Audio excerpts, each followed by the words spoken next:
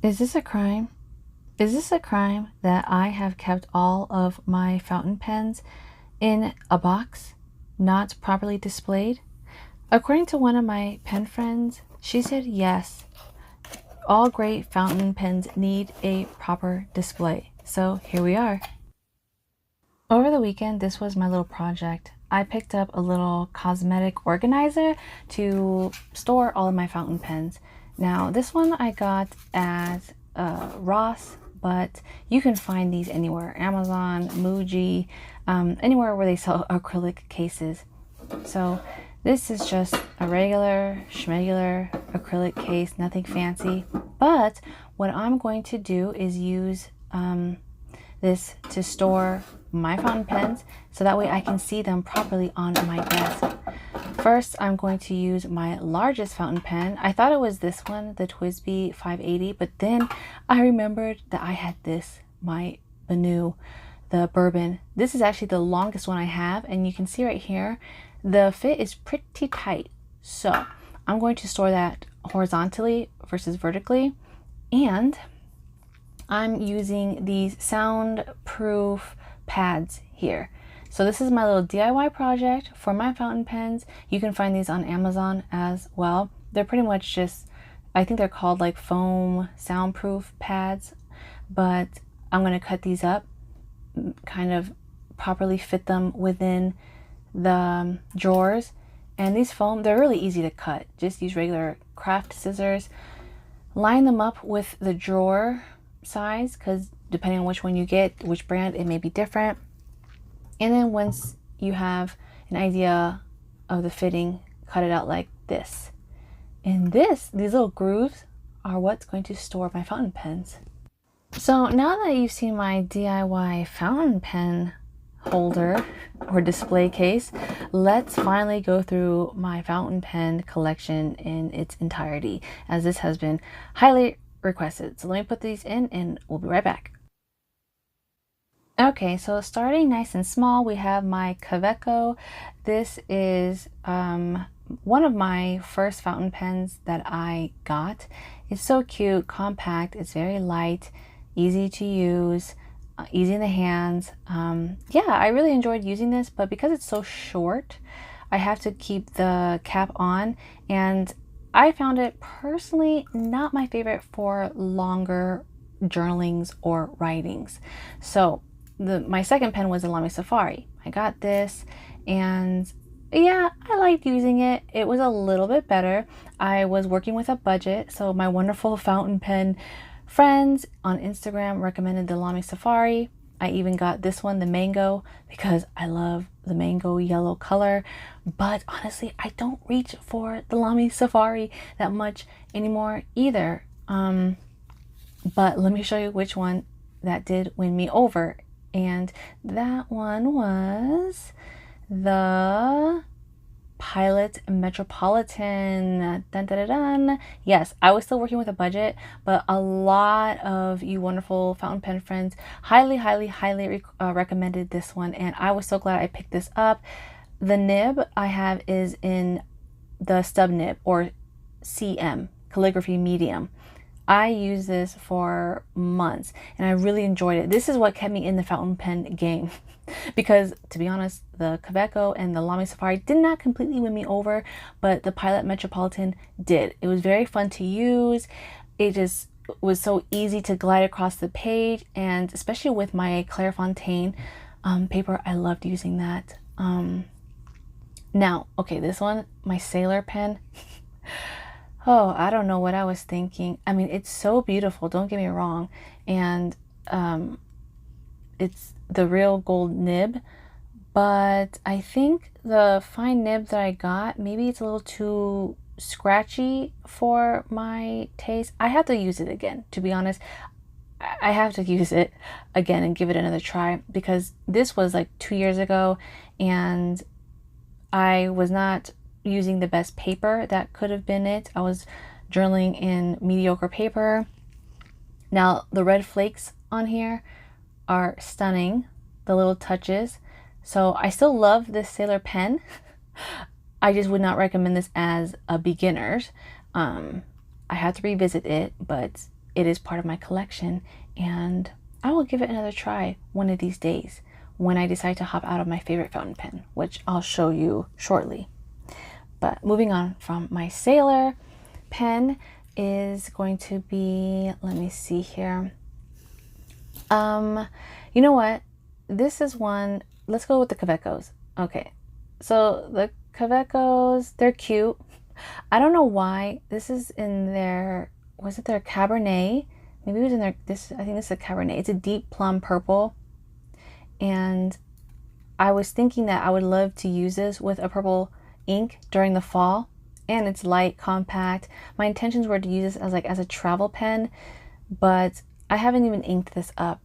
None of these have been used, to be honest, for months. This Galen one, the Caveco Galen collaboration pen, never used it, but it's beautiful. It's so beautiful. To be honest, I'm still thinking on whether I should give these away or trade them or sell them. I think partially the reason why I keep the boxes is because I think I may depart with some of these fountain pens, but it's just so beautiful. Sometimes the pens are so cute, you just can't let them go. Like this one, the Caveco, the iridescent. This is so beautiful. This is one of their newer ones, and even though I prefer like the gold plating or gold nib, golder tones, I just could not pass this up. It's so, it's kind of like cotton candy color. Okay, so my favorites, let's get to these. My Twisby. Okay, these have won my heart. This is Twisby Mini Rose Gold. Now, when my budget was a little bit higher, my fountain pen community came through again on Instagram, and you guys highly recommended the Twisby. Specifically the, well, I like the diamond, the 580. The mini one, it's nice because it does hold a lot of ink. I think these two are on my runner-ups, but to show you in size comparison, you can see it is a little smaller, kind of like the Caveco, but the 580 diamond is my favorite. I have not moved out of this pen since I moved in this pen, and I think this pen is just, it always writes when I need it to. I can go days without using it, which is rare, but it will always be like activated. It'll always be wet. It'll always come out smooth. It never clogs up. It's my ride or die, okay? I can depend on this pen. So beautiful. If I could go back into time, I would probably not have gone with the Lamy Safari or the Caveco. I would have stuck with this, but I think I can come to appreciate it now because I did purchase those beginner fountain pens, and that's what makes me appreciate this so much more. Let me know if you guys are Twisby lovers too. Now this one was a little splurge. The Banu, I think I asked this in a couple videos back, and a few of you said that the Banu fountain pens were, you know, different and interesting. I think that's what I asked for. I asked for like, what are some cool fountain pens out there? And a few of you recommended these. I love it. I love my Banu fountain pens. I get the medium nib, and I have this currently inked with the ancient copper, but I don't reach for this as much as I do my Twisby. My Twisby 580 rose gold, the ink, oh, I forgot to tell you the ink that I'm using. This one, the Banu, has the ancient copper. The Twisby has the Noodler's ink. Heart of Darkness. Okay, another Banu, luminous amber. Beautiful. If I were to ink this up with my current ink collection, I probably would use the ancient copper as well, or the writer's blood. But look at these flakes, these beautiful gold flakes. Yes, Banu for the win. I know some people think that these are obnoxious, but these were made for those that love the sparkle and shine, and that is me. These remind me of like a magical wand, infusing my intentions from my mind down into paper, using the pen as the source. So I love these pens, and I just can't wait to move into my purple one, this magenta frost. even though the nib is not gold, it's silver. I just could not pass up this beautiful purple, magenta, silver, ice blue sparkle. Wow, this is like the Ice Queen pen. Can't wait to use this during winter. It's like Mrs. Jack Frost, glistening. I love the eye-catching cuts in here. So if sparkle's not your thing, you may not like this Benu pen, but it's something that I'm so glad I have within my collection. So if you know of any eye-catching pens that write just as well, they have to look good and write well, let me know. I will take a look. But yeah, I'd say these are one of my few invested fountain pens that I'm proud to have in my collection. I just need to find the right ink for this, the right purple, the right shade. So let me know if you have any recommendations for a nice purple ink, your favorite purple ink, or maybe like a nice brown ink too. Okay, so moving on to some greens.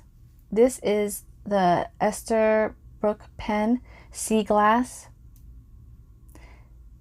Beautiful blue, green, jade, turquoise touch in this pen. I'm a sucker for all of those colors.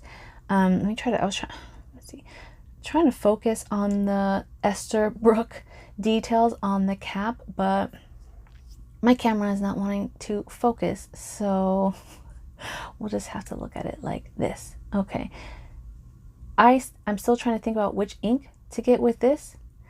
Let me know if you're the same way. When I get a fountain pen, I like to stick to like one type of ink. I know some people like to switch out inks every week, every other week. But me, maybe because I'm still new, I associate certain types of inks with certain types of pen. So this one will have to have like a certain beautiful ocean green. This is the Esterbrook in Honeycomb.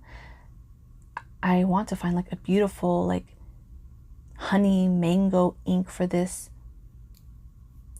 I could use the Diamine Ancient Copper. I could also use the Writer's Blood, but in my mind, I already have those attached to my Benu pens. Does that make sense? So I want something different. I want something new.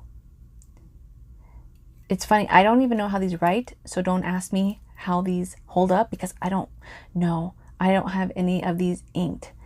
The Benu is the only one that I am currently using along with my Twisby. All the other ones are just being put in my display case.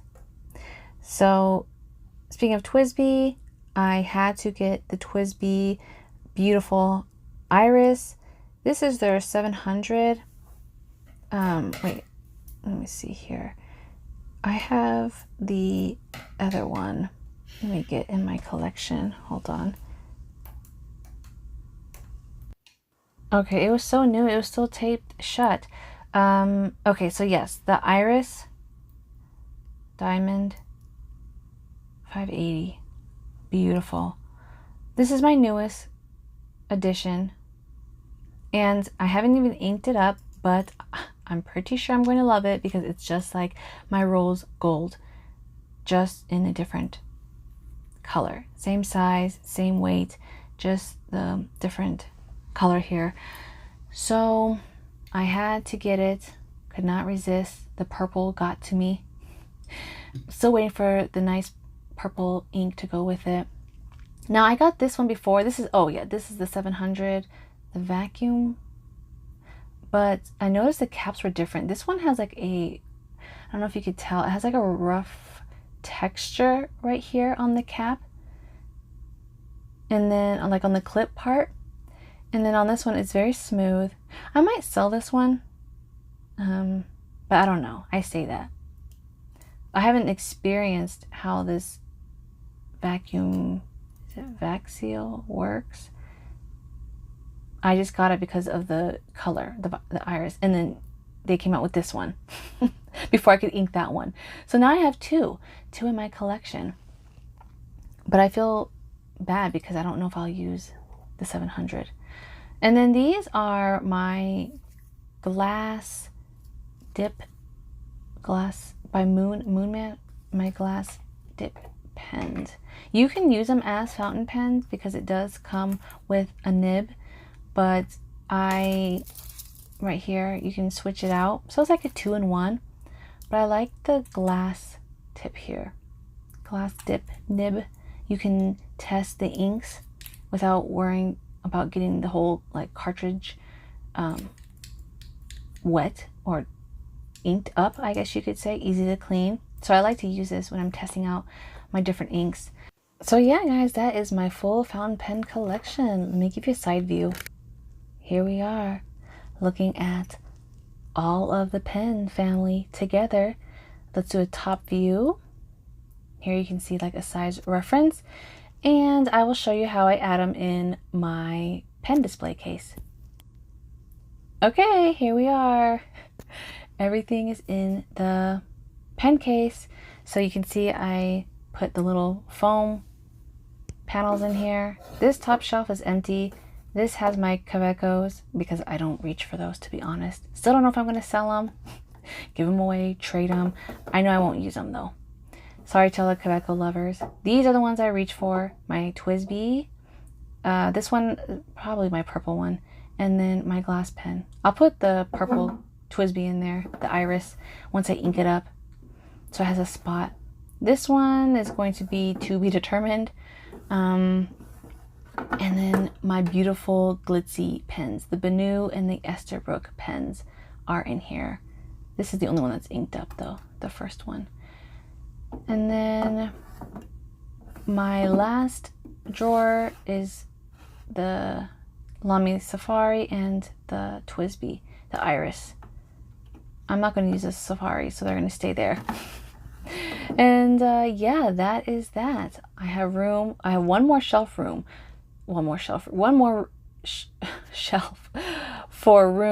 of more fountain pens. So hopefully it won't grow, but you never know. Fingers crossed. I'll show you my ink collection in the next video if you're interested. Okay, bye.